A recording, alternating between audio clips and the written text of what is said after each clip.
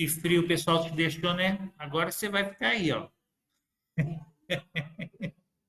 Tá bom?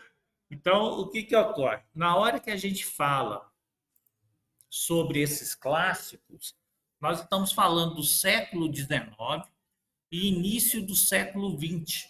E os clássicos, que vão ser das ciências sociais aplicadas, no caso, a sociologia, a antropologia e a filosofia moderna, estão pautadas nesses três primeiros aqui, que seria, no caso, o Durkheim, o Max Weber, Karl Marx e o Nietzsche, que são os pensadores que irão influenciar outros pensadores, como Augusto Comte, Barão von Martius, a psicanálise. Então, vai ter várias áreas que vão ser fundamentais nesse processo. Então, começando para o mais conhecido de todos, né, que é Karl Marx, o Marx ele hoje está muito em voga por causa da agenda progressista que a gente tem ouvido falar muito aí nos embates políticos, não só no Brasil, mas como também na Europa, nos Estados Unidos e etc. Qual que é o princípio, o princípio básico do pensamento marxista?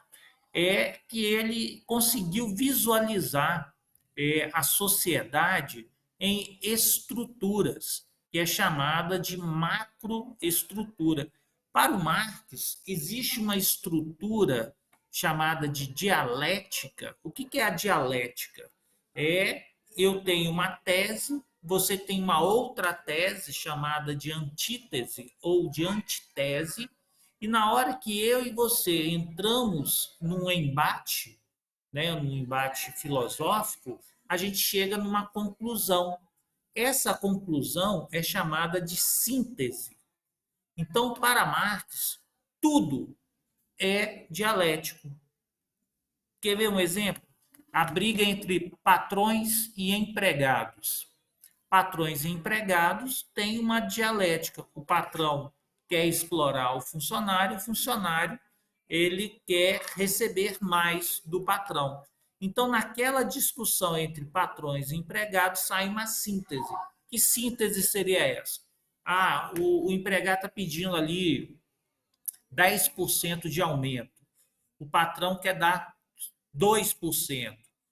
E aí, na discussão entre patrões e empregados, chegaram num consenso de 5%. Esse 5% é a síntese. Na hora que o empregado pede 10, é a tese. Na hora que o patrão nega os 10, é a antítese. Então, a síntese são 5%.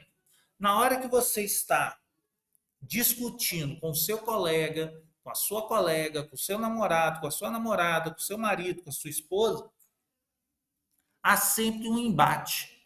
Um tem uma opinião A, outro tem a opinião B, ao final chega-se a uma opinião C. Ou seja, um quer comer pizza, o outro quer comer, sei lá, comida chinesa, e aí no final vai comer, sei lá, uma feijoada. Então a síntese é o resultado da discussão, tá bom? Marx ele vai ficar extremamente conhecido pelo seu pensamento socialista, tá? É importante deixar claro que o pensamento de Marx ainda. Vou até voltar aqui para a tela, que eu quero ver a cara de vocês. Ainda. Eu tô com a câmera fechada, mas eu tô prestando atenção e tô anotando. Tá, joia. Ainda o marxismo de Marx ainda não foi colocado em prática. Por quê? Porque o pensamento marxista é um pensamento de construção, é um pensamento que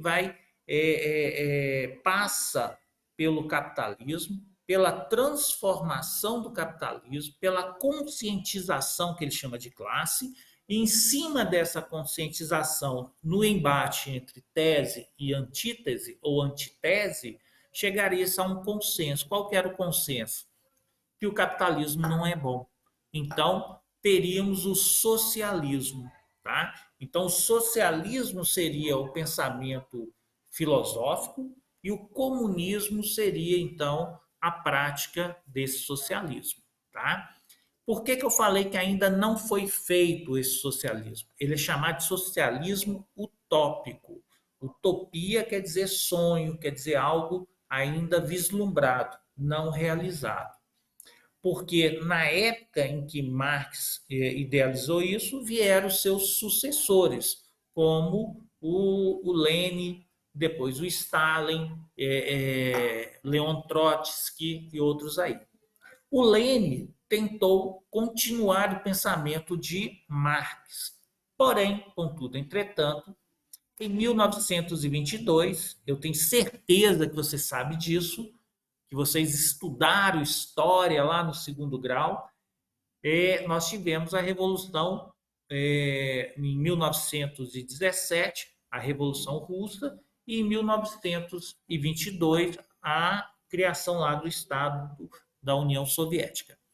Então, quem vai surgir no poder vai ser um cara chamado Stalin, que vai falar o seguinte: olha, está demorando demais essa ideia de socialismo. Vamos colocar o socialismo à força.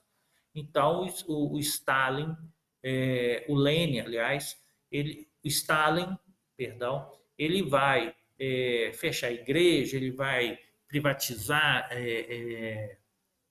as empresas, ele vai fazer uma revolução econômica. E aí nós temos o socialismo que nós conhecemos hoje, que infelizmente não funcionou. Tá? Você pode falar, Vilano, mas ele é melhor do que o capitalismo. Ideologicamente, sim. Mas na prática nós ainda não conseguimos chegar num denominador comum. Então, o socialismo que nós temos hoje é um socialismo chamado socialismo real. Mas o socialismo de Marx ainda não foi efetivado. Tá bom? Olha que aula boa, né? Vocês perdem uns negócios desses. Aí tem uma curiosidade, só que Marx vai ter um financiador do seu pensamento, que é o Friedrich Engels, que também vai escrever um livro famoso chamado O Manifesto Comunista com Marx. Marx vai ter um livro chamado O Capital, que é espetacular, porque Marx consegue visualizar e descrever no livro como funciona o processo da mais-valia. O que é a mais-valia? A mais-valia é aquele cálculo, assim, a grosso modo, tá? Ainda mais se você for da área de administração, ciências contábeis, isso para você é facinho de entender. É a diferença da força de trabalho com o que a empresa ganha em cima dessa força. Ou seja, se eu estou trabalhando numa empresa, eu gasto ali em média 8 horas do meu dia para conseguir pagar o meu salário, os meus impostos, tudo que a empresa precisa. Os outros dias é lucro da empresa. Entendeu? Essa proporção, quantos dias eu preciso trabalhar para pagar o meu salário e os impostos da empresa. A diferença disso para o resto do mês é a mais-valia. Tá? É aquilo que a empresa consegue lucrar sobre o seu trabalho.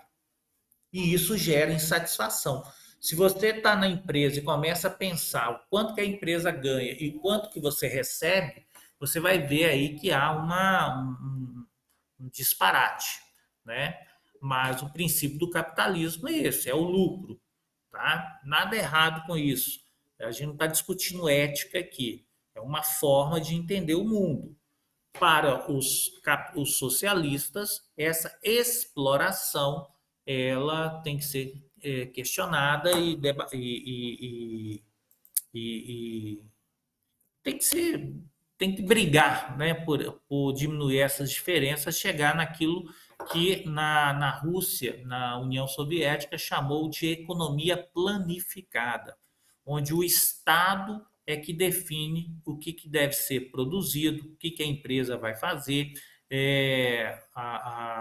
São criados os sovietes, né, os comunas, que seriam as cooperativas, onde todos teriam ali direito à alimentação, uma cesta básica, inclusive até a vodka. Teoricamente é bonitinho, mas na prática isso não funciona por várias razões.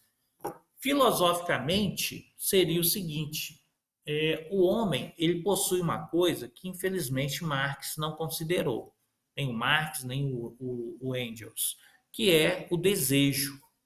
O capitalismo ele funciona do jeito que funciona porque ele trabalha uma coisa que o marxismo não trabalhou, que é o desejo. Qual que é a diferença? O que é isso, Vilani? É o fetiche. O desejo seria o seguinte: nós precisamos comer arroz e feijão para a nossa alimentação básica. Perfeito. Isso é uma necessidade. O governo te daria essa necessidade. Eu preciso de roupa para me agasalhar. Então, eu teria acesso às cooperativas. Porém, no capitalismo, isso já não funciona. Por quê? Porque eu vou trabalhar com o seu desejo. Quer ver um exemplo? Eu preciso de arroz e feijão. Perfeito. O capitalismo vai falar, mas qual arroz e qual feijão você quer? Porque eu tenho a marca A, que só os melhores comem, e tenho aquela marca B, que é para os outros. Então, o capitalismo ele trabalha com esse fetiche, ele trabalha com o seu desejo. Você tem que usar roupa, é uma necessidade, mas qual roupa? Aí vai vir a questão do marketing, a questão de trabalhar o desejo do outro. E quando entra essa questão do desejo, isso não é algo que você controla. O desejo é algo que você intuitivamente ele está no nosso imaginário. Então, na hora que você vê uma roupa, a sua pupila dilata, você começa a fixar aquela roupa e começa a criar um mundo imaginário que Carl Otto Appel vai chamar de sociedade, comunicação ideal, que é essa sociedade em que a gente imagina. Então, você se vê com aquela roupa, você se vê falando com as pessoas, você se vê de forma idealizada. Por isso que o capitalismo, ele nesse processo, ele funciona melhor do que o socialismo, porque nós temos o desejo. Eu vou voltar aqui e vou olhar a cara de vocês. Eu sei que alguém aí pode estar com a câmera desligada, mas. Ai, gente. Falar hoje em dia, aula, ainda mais essas aulas que eu dou, é um pouco delicado, por quê? Um dos problemas que nós temos hoje, 2024, é que as ditaduras, mesmo que veladas, ou seja, aquelas que não usam o discurso da democracia, mas na prática tentam velar, tentam impossibilitar a comunicação, o que elas fazem? Elas começam a cercear a comunicação em massa. Então, os veículos de comunicação passam a ser controlados. Quem aí acompanha jornais, mesmo que o jornal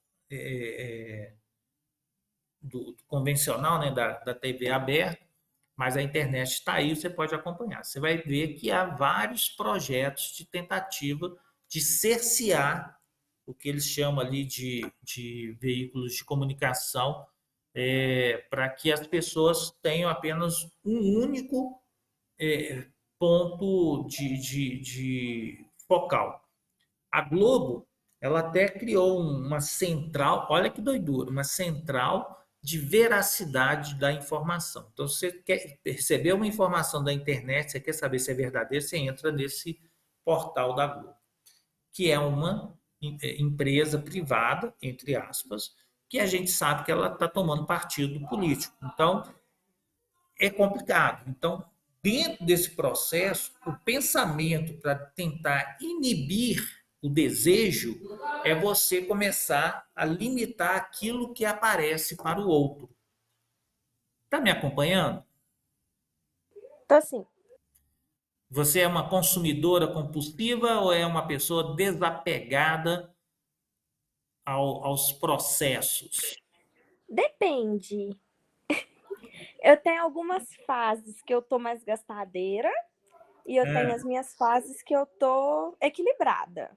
Ou seja, quando você tem muito dinheiro sobrando, aí você é a parte desequilibrada. Quando o dinheiro Não, quando eu começa a tô mais faltar, irresponsável mesmo, porque sobrando dinheiro não. é isso aí. Então, essa é uma discussão válida, tá? Ah, Vilano, você apoia qual? Eu não estou apoiando nada. Eu estou só mostrando que a discussão. Então, hoje, se você é progressista, socialista, você está defendendo esse processo de cerceamento, querendo ou não, precisa para que você não trabalhe o desejo. Enquanto que no capitalismo o desejo é fundamental para que a roda gire, entendeu? É cruel, tá? Não é bonito isso não, é cruel. Eu particularmente eu cedo fácil, fácil, tá? Eu sou consumista, que é uma beleza. Bom, uma outra coisa que o Marx vai ser muito bem falado, muito bem referenciado, é que ele vai entender sobre uma coisa chamada alienação. O que é a alienação? A alienação seria a, a,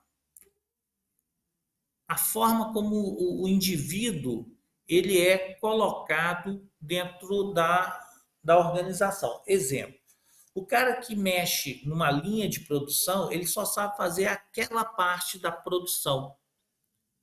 Então, ele está alienado dos outros processos. Ele não saberia, por exemplo, montar um carro, porque ele só sabe mexer com roda, ele só sabe mexer com a porta. Então, antes de Marx, antes da Revolução Industrial, eu tinha o artesão. Mais do que o artesão, eu tinha o mestre de ofício, que era um indivíduo que dominava todo o processo produtivo. Então, na hora que eu tenho esse processo produtivo fragmentado, eu, querendo ou não, vou alienando o indivíduo sobre o seu conhecimento das coisas. Quando você fala que o Beltrano é alienado, quer dizer que ele está absorto, quer dizer que ele está longe do pensamento crítico, tá? E hoje as pessoas elas estão sendo alienadas por opção, tá? As pessoas não querem se envolver porque dá trabalho, acha que não vai mudar nada. Então a alienação hoje é uma alienação um pouco mais consciente. Mas o Marx ele ganha o mérito por visualizar isso e denunciar, tá bom? Bom, o segundo cara que vai ser importante para a gente é um cara chamado Emile Durkheim. O Durkheim ele vai ser considerado o pai da sociologia, tá? A sociologia ela vai começar a trazer para a discussão o homem europeu. O que isso quer dizer, Vilane? Quer dizer que antes o homem branco europeu não era objeto de estudo. O Durkheim ele vai falar o seguinte: olha, a evolução social ela vai muito além dos primitivos, dos indígenas, do homem das colônias, né? O homem ele também é o homem social, ele é o homem civilizado.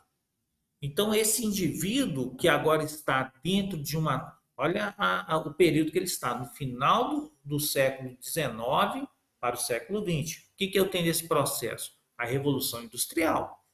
Então, esse homem da Revolução Industrial, desse mundo novo, ele tem que ser estudado, porque o comportamento dele está sendo mudado. A sociedade está mudando.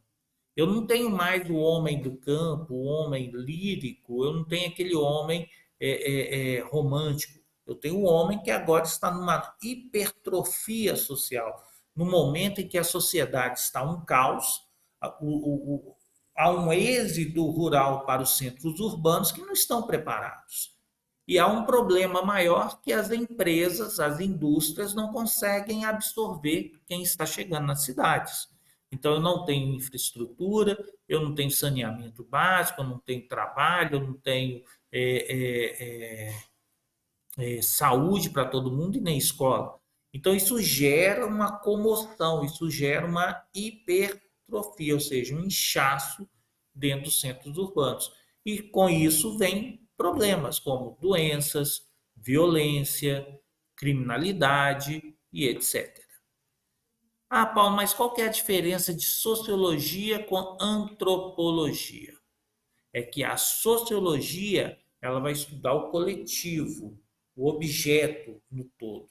E a antropologia ela vai pegar uma parte desse objeto, que é o homem, antropos quer dizer homem, e logos quer dizer estudo. Então ele vai pegar esse indivíduo, tá?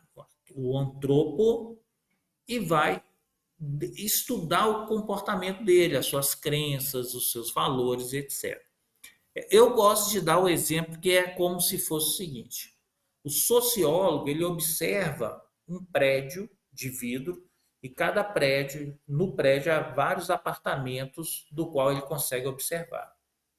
Nessa observação, ele vai ver aquilo que é comum em todos os apartamentos. Por exemplo, a estrutura familiar. Os mais velhos têm ali poder sobre os mais jovens. Então, ele vai percebendo que é um padrão de comunicação, de relação, de domínio nesses apartamentos. Então, ele vai olhar o fato social à distância. Olha que legal. Então, ele consegue ter uma visão do todo. O antropólogo, ele não vai se contentar a apenas observar, ele vai querer entrar dentro da sala, ele vai querer entrar dentro do prédio, ele vai entrar em cada apartamento para entender cada um dos elementos. Então, ele vai almoçar com o pessoal, ele vai tomar café com o pessoal, ele vai dormir com o pessoal, ele vai aprender o vocabulário daquele pessoal, ele vai entender a mística que existe dentro de cada apartamento e de cada pessoa. Então, o antropólogo ele vai afunilando o trabalho do sociólogo. Legal, né? Então, o Durkheim ele vai trabalhar isso, ele vai criar uma expressão que é muito famosa, chamada fatos sociais. Aqui eu vou ler para não ficar, para deixar bem claro. Consiste em maneiras de agir, de pensar e de sentir que exercem determinada força sobre os indivíduos. Quer ver um exemplo? A religião. Quando você nasceu aqui em Belo Horizonte, aqui em Minas Gerais, aqui no Brasil, você já nasceu com alguns valores já pré-estabelecidos. Então, as chances de você ser cristã, não estou nem falando católico, protestante, espírita, não é isso. Mas a chance de você ser cristã é muito grande. As chances de você ser uma pessoa com que aprende o vocabulário do português Brasil desde a infância é muito grande. Por que é muito grande, Lan? Porque tem culturas aqui no Brasil, como lá no Rio Grande do Sul, lá na região sul, que as famílias elas criaram pequenos microcosmos onde se fala apenas a língua do povo de origem. Então, por exemplo, culturas alemãs que estão no sul, tem algumas colônias alemãs que falam a principal língua, o alemão, aqui no Brasil. Tá entendendo? Então, se você nasce naquele pequeno microcosmos, você vai passar a ter essa mesma influência. Olha que legal. Então, o fato social, ela exerce uma força já pré-determinada. Então, eu não tenho muito o que fazer, eu já estou circunscrito. É como se eu fosse um peixe que fosse jogado no aquário. O aquário já está lá, a água já está lá. A água seria os valores, né? As pedrinhas do aquário já estão lá, elas já existem. Então eu tenho que saber me relacionar com aquilo que já está pré-determinado, ok? Então existem três forças que a gente precisa entender.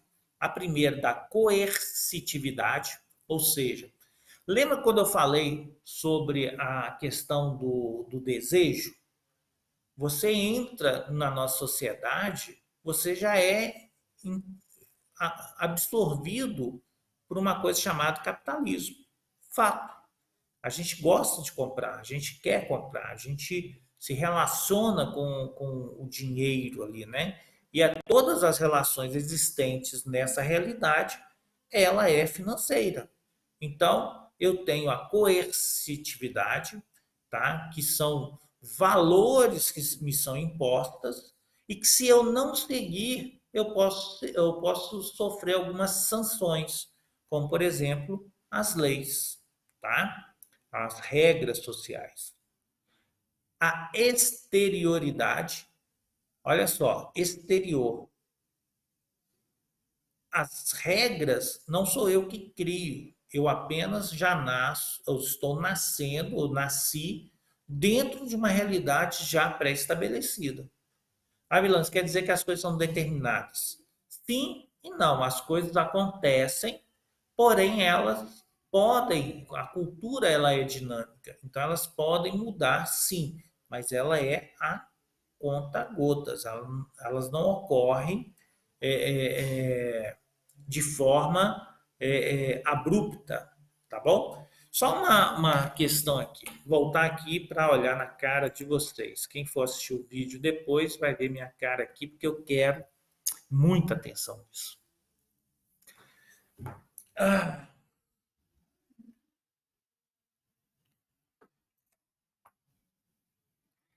hoje, 2024, nós temos alguns problemas. Quais são eles? Temos vários, né? Mas estou dentro dessa exterioridade. Nós temos uma discussão sobre identidade de gênero e sobre linguagem neutra. São duas questões que estão em voga. Na verdade, tem várias questões, mas essas duas que eu quero tratar. Eu nem vou discutir a questão do aborto que saiu essa semana, que está aí deixando uma discussão bem rica. Mas o que acontece? A identidade de gênero, ela é algo que é um direito do indivíduo. Ele se transveste, ele muda a sua aparência, sem problema, ele se vê daquela forma. É o direito dele. E na sociedade, pela exterioridade, existe uma lei que o protege e que faz com que, se eu agir de forma pré-conceituosa, agressiva, eu posso ser punido. Ponto. Isso é direito. A linguagem. A linguagem é uma construção cultural. Então, ela vem lá dos dialetos, que depois vai sendo estruturada, vai criando a sua morfologia, a sua sintaxe, a sua construção, o seu sentido, o seu vocábulo. Ela tem toda uma construção que ela vai sendo absorvida pelos indivíduos. Então, ela é uma absorção natural, tá? Ela leva tempo, ok? Ai, ai, tá sendo gravado isso, vai ser muito bom. Então, o que acontece? Hoje, há uma tentativa de impor o pensamento da minoria. Então, por exemplo, quando se fala, então, da... Ô, gente, desculpa que estou com meu telefone aqui, deixa eu só responder. Pronto, eu respondi ali. Quando há essa tentativa de imposição sobre a identidade de gênero, ela quebra essa construção de longo prazo da sociedade. Quer ver um exemplo? Se você pega pessoas que, se você não as tratarem do jeito que elas se enxergam, elas te processam, ok? Isso é uma imposição. Não foi construído no imaginário social. Ela precisa de tempo para que as pessoas absorvam essas mudanças da sociedade. Então, eu não posso exigir que o outro pense igual a mim, porque senão vai gerar o que está gerando hoje, que é essa briga, que é essa discussão, em alguns casos, agressão, por não aceitar as diferenças. Ok? A questão da linguagem neutra é a mesma coisa. Gastamos séculos para construir a nossa língua. Não é uma lei, não é uma imposição que vai fazer com que as pessoas mudem a sua forma de falar. Eu não sei se vocês entendem o que eu estou dizendo, mas se você pegar uma pessoa que defende a linguagem neutra e você pedir para ela construir uma frase, um texto falado na linguagem neutra, eu, como vocês, não iremos entender, porque não faz ainda parte do nosso imaginário. Ficou claro isso? Eu preciso que vocês falem que ficou claro ou não, porque aí eu vou explicar melhor. Ficou claro tudo? Ficou claro. E você está ciente dessa discussão que a gente está trazendo? Sim, e eu também acho bem estranho, porque eu acho que, assim, por mais que uma pessoa ela se identifique com outro gênero, nós nascemos naquele ideal, um homem e mulher, Aham. né? Ele ou ela. A pessoa Isso. se identifica com um gênero diferente, tudo bem. Agora, querer mudar a linguagem, tudo, não, talvez não seja necessário para a aceitação dela. Porque Porque algumas aí. coisas, por exemplo, algumas coisas a gente fala, por exemplo, pega aquele negócio, para mim, nem sempre aquele negócio que está no masculino vai ser alguma coisa, quando você fala a palavra, vai ser no sentido masculino. Ou pega alguma coisa e você vai e aponta para um quadro. O quadro, ó, tá no sentido, você já pensa alguma coisa masculina. Então, eu acho que não seria tão necessário isso para Sim. aceitação. Porque eu vejo que muita coisa é de aceitação. É porque deixou de ser algo natural, assim, desde que a idade, que o mundo é mundo, você tem as transmutações, vamos colocar assim.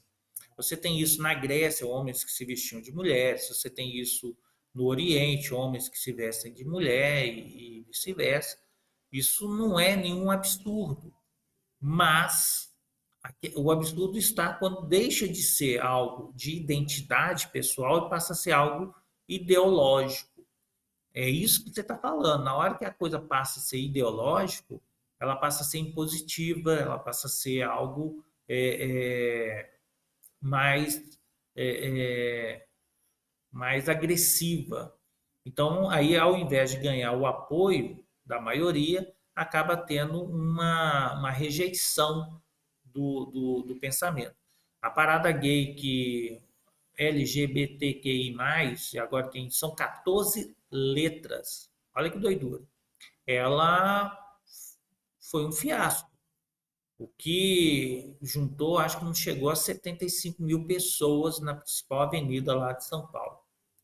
Isso por quê? Porque as pessoas, até mesmo quem está quem é homossexual, ele não está comprando essa briga, porque para ele passou a ser algo ideológico, não representa mais. Então é uma discussão rica e poderosa. Quer ver? qual que é a sua etnia, Bruno? Você fala branco, preto, oriental? O que que você é? Eu, quando me perguntam, eu falo que eu sou negra, mas a maior parte das pessoas já falam que eu sou parda, Hum. Mas morena. é só para você saber. Olha só, vou pegar aqui uma coisa aqui rapidinho aqui, ó. Você está vendo a minha tela? Sim. Tô vendo você, a tela não. Ó, peraí, desculpa. Ah, cadê? Aqui. Nossa, tá cara a bandeira, hein? Mas olha só para eu quero só mostrar isso aqui. Sabe o que que significa a cor marrom? Não. A raça negra. Ou seja, a comunidade negra está questionando por que ela faz parte de uma bandeira LGBTQI+. E a briga é outra. Ele não tem nada a ver com a discussão LGBT. Ele é minoria? É minoria, mas é uma outra discussão. Você sabia que você era representada nessa. A não ser que você seja gay, mas você sabia que você estava sendo representada pela sua etnia na bandeira? E nem faz muito sentido representar um negro numa cor marrom. É, mas aí é porque. Vai entender, né? Mas é complicado, né? Mas essa é uma discussão interessantíssima, que eu gosto demais. E tem que ter muitos dedos para que a pessoa ela se sinta convidada ao debate e não se sentir excluída. Agora teve aí um problema da Érica Hilton com o Nicolas Ferreira e uma outra deputada, né? Que essa Érica Hilton, ela ofendeu lá uma deputada federal e o Nicolas Ferreira falou, pelo menos ela é ela, né? Então, isso está assim, uma discussão e ela está processando ele em 5 milhões de reais. E o que é um contrassenso, porque ela é uma trans, ou seja, um homem que se identifica como mulher, criticando uma mulher. Então, assim, tá perdendo a mão. As coisas estão perdendo a mão, Bruna e demais alunos. Está perdendo a mão. Então, dentro da exterioridade, existem coisas que nós somos, querendo ou não, nós já nascemos dentro delas. As regras sociais, a moral, a ética, as próprias leis, elas já estão ali para a gente. É óbvio que elas podem mudar, mas elas levam tempo. Hoje a gente está falando de linguagem neutra. Pode ser que amanhã, quando eu falo amanhã, no futuro próximo ou longínquo, a coisa mude, possa ser absorvida. Mas hoje, nesse momento, ela não é algo. Ela é de um ou de outro, é de um pequeno grupo que só conversa entre eles, porque se sair desse grupo, a coisa se perde, tá bom? Bom, a generalidade, que são os fatos sociais coletivos, que aí não tem como a gente fugir deles. Quer ver um exemplo? A escola, a família, a composição da família, como nós entendemos, a religião, a igreja, o dinheiro, né, a nossa economia, ela é coletiva, ela não é para uma pessoa só, tá? A linguagem, que nem nós falamos aqui, ela foi construída e ela é para todo mundo. Então, se eu coloco lá que a linguagem neutra, ela passa a ser uma lei, uma regra, você vai ver a bagunça que vai virar, porque não tem tempo hábil para as pessoas aprenderem. Tem gente que nem sabe, tem aluno, quando eu dou essa aula, nem sabia que existia isso, entendeu? Achava que todes era uma piada, era uma brincadeira. Quando ele vê que a coisa é séria, ele percebe que uma, uma não há uma seriedade ao tratar do assunto. Apesar de que a gente entende que para quem defende é algo muito sério, tá? Por isso que essas aulas são importantes para que a gente possa entender, porque vocês vão estar aí no mundo do trabalho e vocês irão encontrar pessoas que irão, querendo ou não, né, elas vão ter seus desejos. Você pode trabalhar com uma pessoa que é trans e vai ter que saber lidar com ela. Às vezes, o próprio aluno ele é um trans e precisa saber como ser recebido na sociedade. E por aí vai. Tá bom? O segundo cara, o terceiro cara que é muito conhecido, hoje a gente vai até o Weber. Tá tranquilo para você?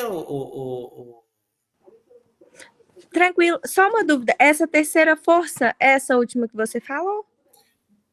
A terceira força seria a generalidade, ou seja, que vale para todo mundo, não é para um ou para outro, não. Então, tudo aquilo que é coletivo, ela está dentro dessa generalidade. Por exemplo, as leis. As leis elas devem ser cumpridas por todos, não é por alguns. A questão da economia. Nós vivemos num país que é capitalista, então, por mais socialista que eu seja, a economia ainda ela é capitalista. Então, eu vou ser um socialista que vou ter que trabalhar. Eu vou ser um socialista que vou ter, por exemplo, ter um boteco. Eu acho isso engraçado, menino. Você já viu pessoas que são comunistas e são donos de bares? Uai, Vilane, qual que é o contrassenso? Porque o princípio do comunismo é o comum a todos, né? É a divisão, é a igualdade, e, como é que é? É equânime a todos, etc. E o princípio do capitalismo é a exploração. Não interessa se é pouquinho ou se é muito. O fato é exploração. O lucro é exploração. Então, se eu sou um comunista e tenho um bar, eu vivo pelo lucro. Ah, mas ele cobra a cerveja mais barata. Não interessa. Aquela diferençazinha entre o valor comprado e o valor de venda é lucro. Então, eu estou vítima do capital. Tá entendendo? Então, eu vou ser um comunista capitalista. É, nossa, é muito doido. Muito doido.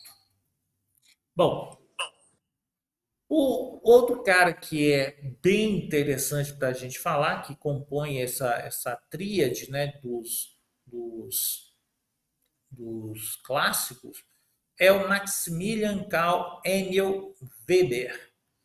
O Max Weber, mais conhecido, ele, nossa, ele escreveu vários livros sobre o comportamento, a ação social, etc. Ah, só um minutinho.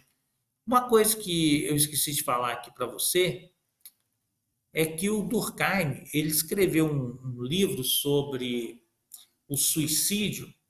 E nesse livro sobre o suicídio, quando associa a questão do homem, e quando eu falo suicídio, é suicídio mesmo, tirar a própria vida, ele fala que quando houve a Revolução Industrial, você tem no funcionário, no empregado, uma coisa chamada anomia. Anomia seria o desejo pela morte. O indivíduo que é empregado, ele vai desejando a morte. Olha que legal isso. Que é isso, Ilana? Por isso credo. Não, é sério. Lá a psicologia é chamada de pulsão de morte, né? Que é quando você, querendo ou não, você vai de alguma forma é, é, é, vai se degradando ali, né? Você fuma, você bebe radicalmente para poder. É uma questão psicológica para você dar fim à sua própria vida inconscientemente. Então, a anomia, quando a gente fala do trabalho, é mais ou menos isso. A palavra trabalho, sabe a origem? A palavra trabalho vem de triparium. Triparium quer dizer tortura. Olha que legal. Então, o trabalho, ele como tortura, ele leva o indivíduo ao sofrimento. Então, você tem hoje, 2024, pessoas que, quando escuta a música do Fantástico, no domingo, ele entra em depressão, porque ele sabe que no dia seguinte é o dia do trabalho. Tem pessoas que ficam extremamente irritadas no domingo à tarde, porque elas sabem que o dia da folga está acabando. Então, a anomia ela é gerada por esse sentimento de cansaço, de dor, de sofrimento. em volta desse princípio do trabalho. Tá?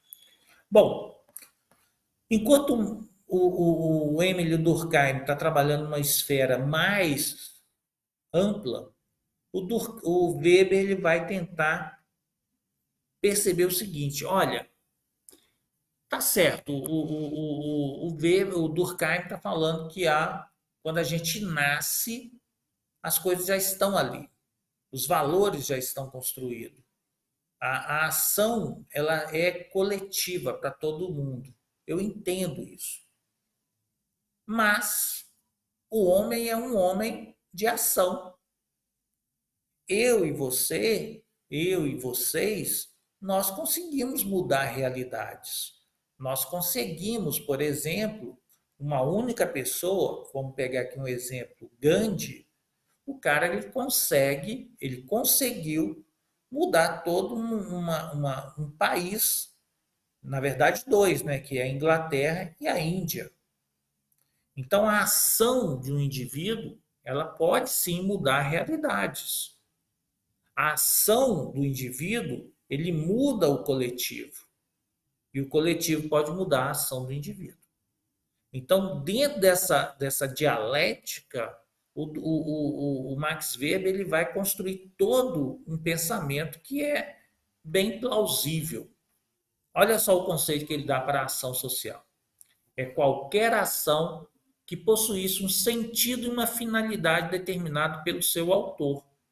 Em outras palavras, uma ação social constitui-se como uma ação a partir da intenção do seu autor em relação à resposta que deseja do seu interlocutor. Nossa, Vilã, que coisa complicada. Não. Quer ver? Olha só. Olha os tipos de ações sociais que ele fala. Primeiro, ação racional com relação a fins. Ou seja, são relações em que o indivíduo ele busca chegar até o objetivo final, até a sua meta. Vamos pensar no seguinte: alguém está fazendo, por exemplo, uma greve de fome. Esse indivíduo tem uma ideia que é, sei lá, lutar contra o aborto dentro de uma realidade.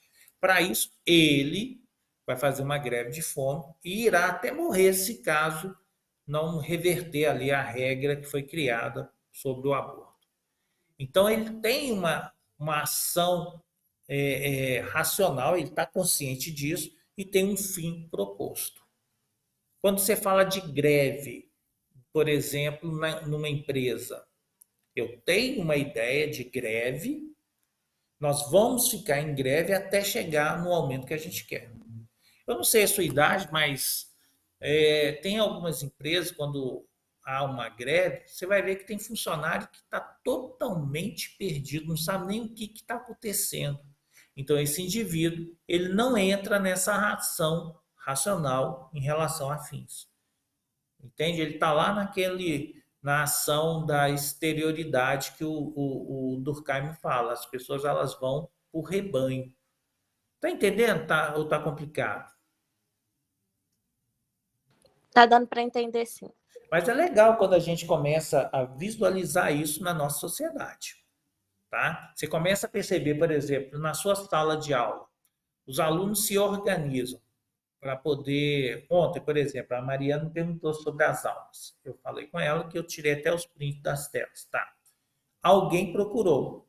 Essa ação teve um fim proposto. Deu certo? Deu, tanto que deu que eu estou aqui hoje conversando.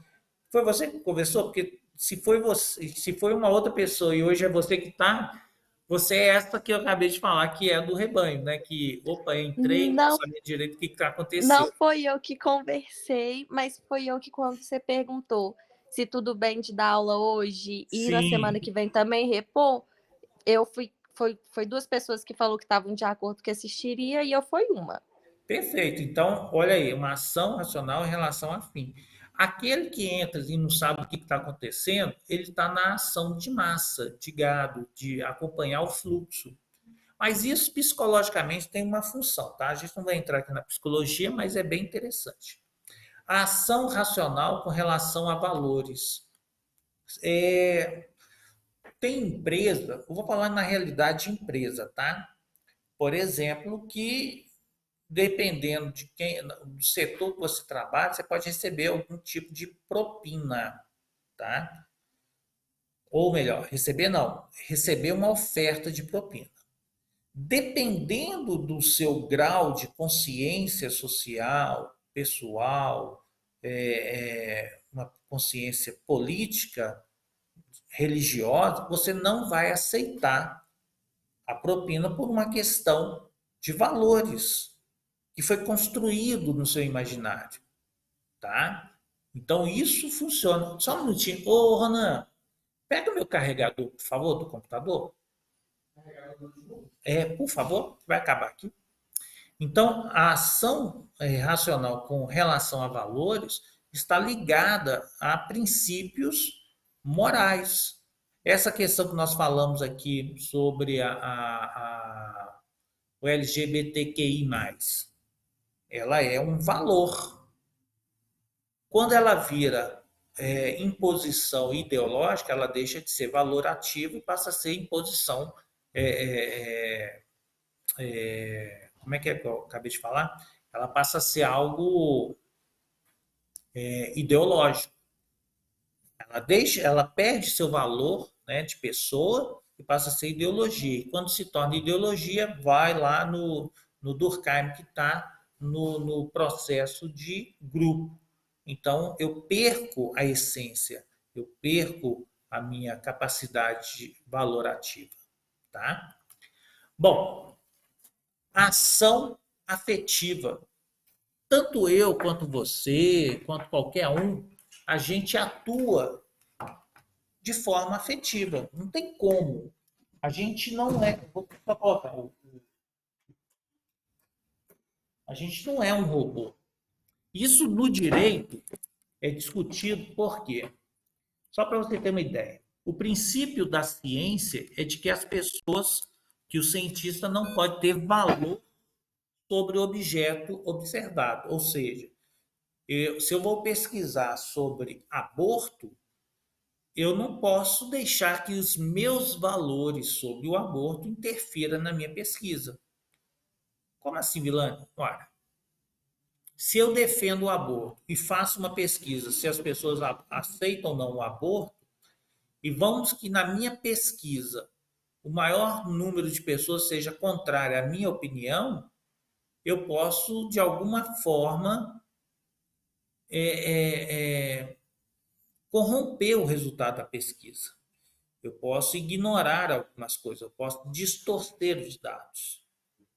Tá? Então, o princípio da ciência é de que o indivíduo não pode deixar que esses valores interfiram. Ela tem que ser isenta, ela não pode ter valor. O Durkheim, ou o Max Weber, ele vai falar, olha, isso é impossível, porque nós somos pessoas valorativas. Eu e vocês, nós damos valor às coisas. Nós podemos não ter os mesmos valores, mas a gente julga, quando eu escolho um tema, ao escolher um tema, eu já estou colocando meu valor nesse tema, entende? Então não existe pessoa isenta. Toda ação, ela querendo ou não, ela é afetiva, tá? E a gente age em função disso, da nossa ética, da religião, da nossa moral, e aí vai, tá bom? E por fim, é a ação tradicional. O que é a ação tradicional? Ela está relacionada com o agir baseado no costume e no hábito. Então, por exemplo, você levanta de manhã e escova os dentes antes ou depois de tomar o café? Isso é uma pergunta. Antes e depois também. Ah, aí quem aí assistir depois, aí ó, segue o exemplo. Mas via de regra, as pessoas, elas geralmente elas. Ô, professor, Oi, boa noite, tudo bem? tudo jóia. Quem é? É Patrícia. Fica gravado, não fica? Porque eu cheguei Tá meio gravado. atrasada. Ah, Não, então tranquilo. ótimo. Tá Mas eu gravado. vou continuar acompanhando aqui, é só para me pegar do início. Não, perfeito. Então tá bom, obrigada. Quer que volta lá no slide 1? Nossa, a menina vai Não, morrer. não, pode seguir. Pode seguir para não perder o raciocínio. Não, tá doido? Já deve estar quase acabando. É mais tranquilo, tá? Tá Eu vou, tranquilo. acabando aqui, eu já vou disponibilizar a aula aí para vocês. Ótimo, obrigada. Então, a maioria das pessoas, elas escova os dentes e depois vai tomar o café e depois vai embora.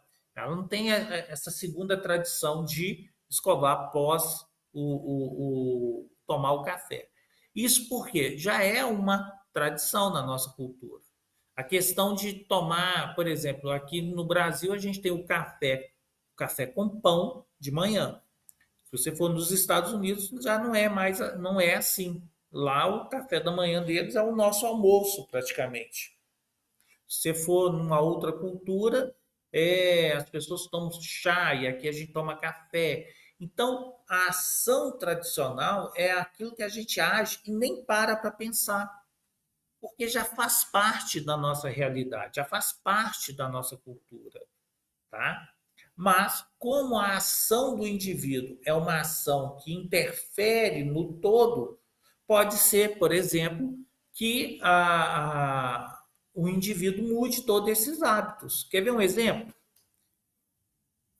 Vocês já são mães, têm filho em jardim de infância, ou sobrinho? Eu não tenho nenhum. Nenhum? Você é uma solitária. Eu tenho um cachorro. É, Eu tenho um gato, eu tenho um cachorro, eu tenho. então, ótimo. Esse exemplo vai servir então para nós três, que eu tenho um netinho. É difícil demais, vou ter que mostrar aqui para vocês. O, o- a minha neta queria um cachorro, aí esses meninos crescem, aí não quer mais, e aí o cachorro agora se tornou meu, né? Então ele me adotou o cachorro e virou o love de todo mundo lá em casa. Deixa eu ver se dá para vocês verem aqui. Vamos ver se dá para ver. Sobe mais um pouquinho o celular. Ele tem uma galinha rosa aí que ele. Conseguem ver? Sim, é muito Lhasa. fofinho. Olhinho pretinho, né? Lhasa asa. Apso, né? Lhasa apso. É igual o filho criado dentro de casa, né, professor? Nossa, ele que dorme, ele que deixa a gente dormir na cama com ele. Eu tenho uma gata que é vira-latinha, né? Que ela não tem raça, É tadinha. E o cachorro é o Shih Tzu. bonitinho E a demais. minha, e a minha irmã acabou de comprar um Lhasa Apso. É Então, esse que eu juntos os tenho. três, é uma folia danada. E o Shih Tzu, eu falo que o Lhasa apso, ele é o Shih Tzu bombado, né? Que é a mesma É, coisa, mesmo é a mesma temperamento. coisa. É, exatamente. Quando tá um do lado do outro, então. Olha, por que eu estou perguntando isso? Eu ia perguntar sobre sobrinhos, etc. Mas com os cachorros e gatos dá a mesma coisa. Hoje, o cão e o gato não são tratados como eram tratados há 10, 15 anos atrás. Hoje, esses animais, entre aspas, são tratados como pessoas, como membros familiares. Tanto é que hoje a lei de condomínio, ela permite animais, porque eles consideram que o animal ele é um tipo de parente. Olha que legal. Então a ação tradicional, que era de tratar o cachorro como cachorro, gato como gato, hoje já mudou. Já há um entendimento legal de que os animais, há uma humanização do animal. Se isso é bom ou ruim, não vem o caso. Eu só sei que se meu cachorro fugir lá de casa, ele não vai saber viver na rua, porque ele é chato para tudo. Para comer, para dormir. Então ele não saberia viver. É óbvio que ele saberia, mas assim, a gente é que sofre, a gente imagina que ele não vai conseguir. Por quê? Porque nós humanizamos o pet. Tanto é que hoje é comum, não é esquisito a gente falar sobre pai de pet, porque isso já se tornou algo comum, tradicional.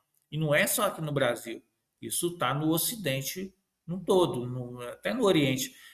Tem no Instagram um pessoal com cachorrinhos, nossa, é fofo. É, Gato, né? inclusive, as companhias aéreas, elas agora têm que ter mesmo, né? O Ah, transporte com o é? animal. Não Ah, sabia, é, não é uai. mais jogar lá no E, compartimento. e se morrer? O problema que dá? Eu vi esse É, caso do cachorro realmente, que eles morreu, têm né? que agora ir numa caixa e a Tem, caixa também tem que estar presa. tem que E estar se for tudo. cão-guia, acho que Sim, principalmente depois que esse cachorro morreu, se for cão-guia, eles têm que autorizar a viajar lá em cima com o tutor. Essa exatamente. questão do cão-guia, ela já tinha sido discutida em outras ocasiões. Por exemplo, tem restaurante que não deixava um Entrar deficiente, cachorro. exatamente. E aí, mas a coisa ela acaba sendo legalizada e as pessoas usam o bom senso e aí vai. Então, É uma coisa, assim, difícil da gente discutir, porque restaurante com cachorro, principalmente aqueles cachorros muito grandes, é bem complicado, porque a gente sabe do pelo, né, que solta, sim, mas os lugares estão aceitando sim e são obrigados a aceitar, né. É é, é é uma porção, assim, muito complicada ainda, né, porque agora, como pai de pet, o que que tem um né. restaurante tradicional aqui em Belo Horizonte, eu não sei se vocês são de Belo, mas eu não vou falar o nome do lugar, mas serve um frango com quiabo, que é um espetáculo. E lá agora, dentro do restaurante, tem uma ala reservada para as pessoas que quiserem levar o pet. Então você come Hum, ali e o cachorro pode ficar naquela área lá. Que é uma mudança de comportamento, que é interessante. Para a gente é cômodo, né? Porque a gente sofre, olha que doidura. Eu não sei se chegou na hora que a gente tinha falado sobre a ação afetiva, ô Patrícia, mas nós agimos por afeto, a gente tem valor, a gente tem todo um sim, imaginário sobre as coisas. Então a gente passa a humanizar o pet, a gente passa a sofrer por ele. Às vezes o cachorro nem, sim. nem aí, Nem tá lembrando. a gente que sofre, mas isso entra Sim. algumas questões da psicologia, como transferência, vazio emocional, vai um monte de Uhum. coisa, né? Então, a gente acaba suprindo essa falta pela afetividade com o animal. Sim, E tem casais que estão substituindo realmente os filhos pelos animais, né? Então, ao invés de ter filho, tem cachorro, ao invés de ter filho, tem gato, pássaro e aí vai. Que é um comportamento que a nossa sociedade hoje está vendo como, entre aspas, normal, ou pelo menos aceitável. Então, a tendência é que a gente vá piorando essas coisas.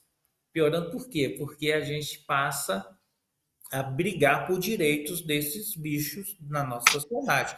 Então, aquilo que era uma ação comum, tradicional, a ação do homem passa a mudar o comportamento coletivo. Ela passa a ser aceita.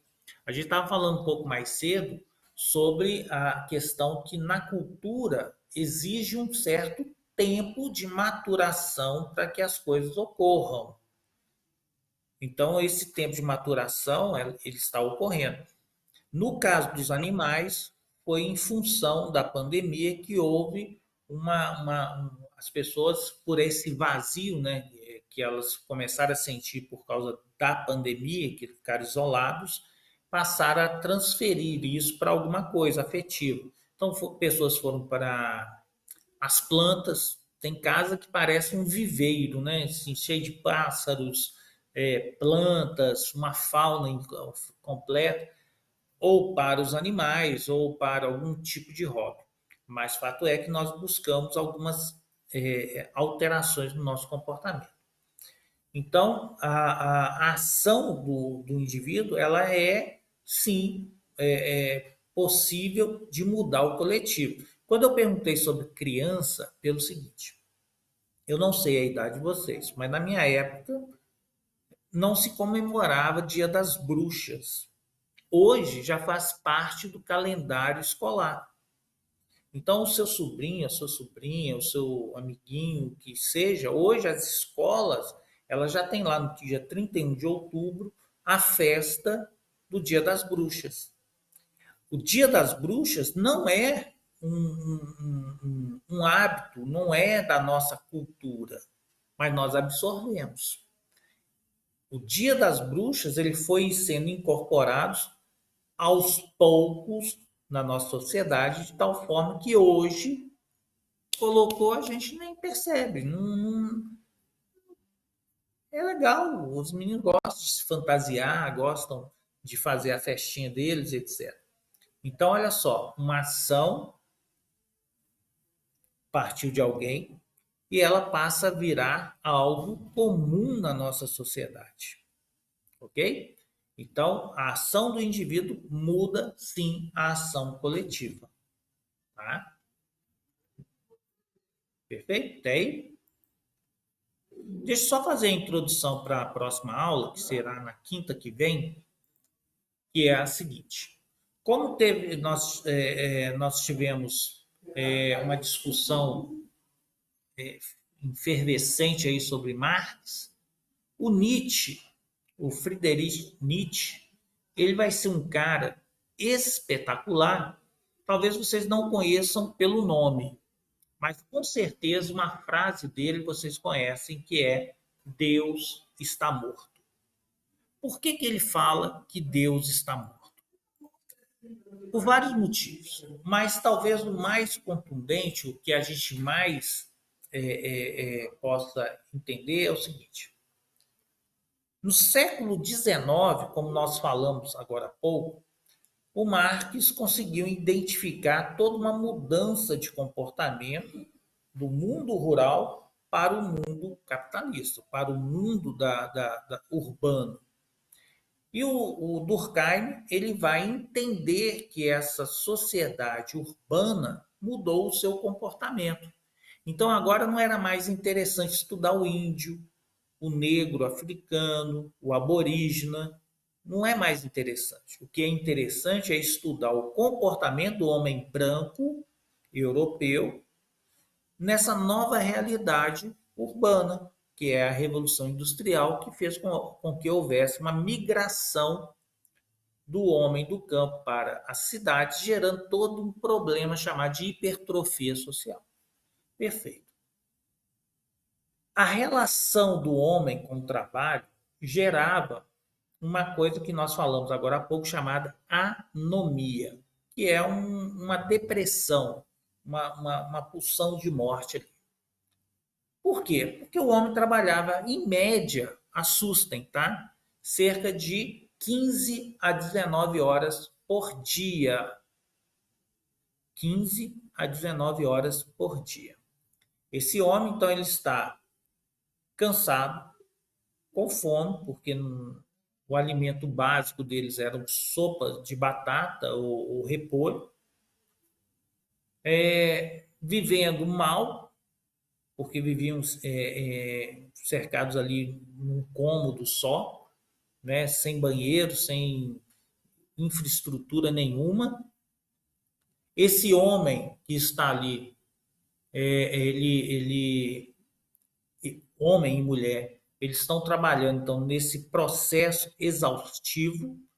E aí eu pergunto-vos, esse cara está preocupado com religião? Esse cara está pensando em Deus? Ele está pensando em ética e moral? Não. Esse cara quer sobreviver. Ele está trabalhando para sobreviver. E aí Nietzsche percebe essa sociedade e fala o seguinte, olha, Deus está morto. Não porque ele acha que Deus não existe, não é essa a ideia. A ideia é de que o homem, ele através do materialismo econômico, através da revolução industrial, esse homem não tem mais espaço para Deus. E Nietzsche fala que o homem, ele precisa de Deus, ele fala que o homem precisa da religião como processo social. Não que ele fale que Deus existe, não é essa a questão. mas ele reconhece o papel das instituições religiosas como sendo um papel importante para a vida daquele homem. Porque ali ele se socializa, ali ele vai falar de outras coisas, ele vai pensar, refletir sobre a ética, sobre a moral, que são fundamentais para para a felicidade do homem. Então, quando a gente fala que Deus está morto, citando Nietzsche, é porque Deus perdeu espaço na sociedade. Quando a gente começa a perceber que Nietzsche ele está observando esse homem do século XIX, ele vê que a sociedade está caindo numa coisa chamada de niilismo. O que é o niilismo? Nihil quer dizer nada. Ele quer dizer nada é vazio, tá? Eu falei que quer dizer nada, né? Não, é nada, é o absoluto, é o vazio, é o que não tem nada mais do que aquilo que a gente está vendo. E se a gente for observar hoje, meninos e meninas, nós estamos caindo nesse vazio. Deus está perdendo espaço na nossa sociedade.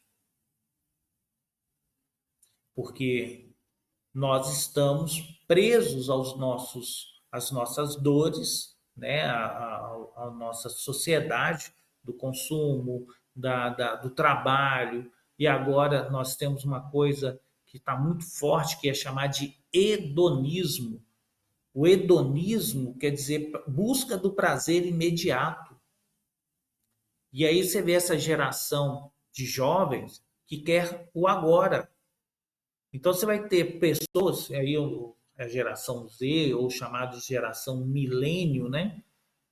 Você vai ter esse grupo essa geração que se formar hoje, para começar, ela não tem paciência de estudar 4, 5 anos. Ela quer formar rápido. E formando rápido, quer um emprego rápido. E não quer só um emprego, ele quer o salário alto, rápido. Então não tem uma construção, ele é imediatista. E se eu não consigo as coisas, eu sofro. Então nós estamos entrando num processo que é bem perigoso. Tá? Nossa, se fosse um curso de psicologia, a gente ia entrar aqui numa esfera que é bem interessante. Então Nietzsche ele é importante nesse processo. Tá? Depois de Nietzsche, nós vamos falar de um grupo de pessoas que são importantes para a construção do nosso pensamento, que é Augusto Comte, ou Augusto Comte, que vai pegar essas influências e criar uma nova ciência que eu tenho certeza que vocês e eu estamos inseridos, que é chamado de positivismo. E junto a isso, logo em seguida, nós temos a escola dos análises e também a escola do micropensamento, que aí seria o que a gente entende como a história a partir do olhar do homem, tá? Porque para Augusto Comte a história ela é contada pelo vencedor. Na microhistória ou história das mentalidades, a história pode ser contada a partir do observador. Nossa, Vilani, ficou tenso. Não, olha só, isso é um chamariz para a próxima aula, quinta-feira que vem. Preste atenção nisso. Quando a gente pega o positivismo, ele fala o seguinte: a história é contada pelo herói, tem uma data, por exemplo, se eu falo quem descobriu o Brasil? Pedro Álvares Cabral, em 1500. Olha só, eu datei e já coloquei quem é o cara. Se eu tenho o herói, eu tenho o anti-herói. Quem é o anti-herói? O índio. Então você vai ter, por exemplo, em diversos filmes antigos, o português chegando, sendo hostilizado pelo índio, e você fica torcendo pelo português, porque a história, a narrativa criada faz com que a gente fique torcendo pelo herói. Filmes americanos, você tem o Bang Bang, né, que você tem o exército americano lutando contra os índios, geralmente os Apaches, Comanches, etc. E aí, quando você é criança, você quer brincar de Bang Bang, é uma briga, porque todo mundo quer ser do exército, ninguém quer ser o índio, porque a narrativa construída é de que o exército, né, a cavalaria, ela é o herói, o zorro, né? E você tem o índio, que é o vilão. Tá entendendo? Olha só. Então nós temos uma construção da narrativa do positivismo, que é a história do vencedor. Na escola das mentalidades, a coisa já muda. Por exemplo, quem descobriu o Brasil? Ah, foi Pedro Álvares Cabral. Não. Quem descobriu o Brasil foi a tripulação comandada por Pedro Álvares Cabral, e quem descobriu de fato foi aquele cara que estava lá no mastro e gritou terra à vista. Então eu posso contar a história a partir da visão desse cara que estava lá em cima. Legal, né? Quer ver? Eu não sei se vocês gostam de cinema, mas passou um filme recentemente chamado 1927, que é sobre a Primeira Guerra Mundial, e tem um cara que é um mensageiro que ele tem que levar uma mensagem para o comandante, então ele vai atravessar o campo de batalha. Então eu tenho a história da Primeira Guerra Mundial contada a partir do olhar desse mensageiro. Está acontecendo a guerra, mas você está vendo a partir do olhar dele. Olha que legal. Ah, vocês são chatos demais. É legal demais aí. Você está vendo a partir da micro-história, a partir do olhar do pequeno. Hoje você consegue ver filmes que o índio conta a história dele. Então você tem, por exemplo, Dança com os Lobos, um filme espetacular. Se o seu coração é de gelo, esse filme vai te amolecer, porque ele vai te fazer chorar. Tá? Dança com os Lobos, com Kevin Costner. Tá bom?